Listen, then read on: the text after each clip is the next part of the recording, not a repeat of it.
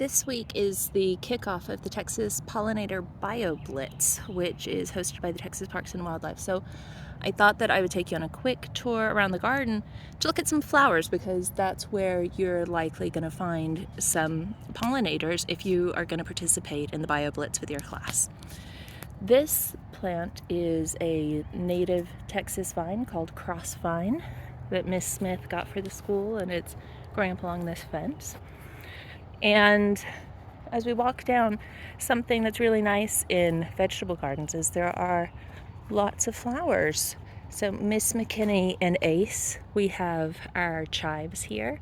So a lot of times people will eat the greens, but you can actually eat the flowers as well, and they make a beautiful garnish on salads. And right now we'll see if there's some little butterflies or bees that come out later today. Right now it's early in the day, so I don't expect to see too many things around here, but this will be a good scavenger hunt for your kids when you're doing a nature scavenger hunt. So these are flowers on some of the Thai basil and on the cinnamon basil. They look similar but a little bit different. The apple mint has these little white flowers on there. Oh, and there may actually be something on there. Don't know if you will be able to notice it, but if you look underneath the plant, there's actually a tiny, exquisite little white spider. So that's something that you could put on iNaturalist. If you're participating in the Bioblitz, you can post things on iNaturalist, Facebook, or Instagram, and I'll put the links and more information about the Bioblitz in the description of the video. But I like iNaturalist the most because it gives me an identification of what I'm looking at, which is really helpful as I'm learning.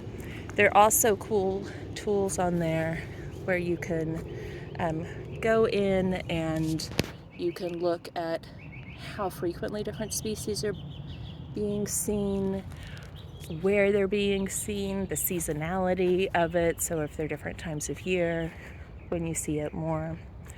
And it's a good way for students to contribute to citizen science, as well as honing their observation skills, which are key skills for scientists. They're also really good for social and emotional well-being. So a wonderful way to kind of still your mind and focus. You can also weave in lessons about food production. You can weave in insects about all of the different types of pollinators that we have.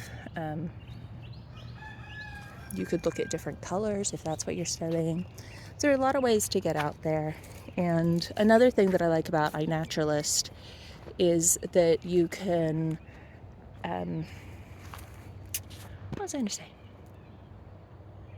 Oh, with iNaturalist, you can zoom in on the map and you can see other things that people have recorded at the school. So it gives you a great list of what we're seeing in this area. So as you're learning, you can really kind of key in on the things that we have around us.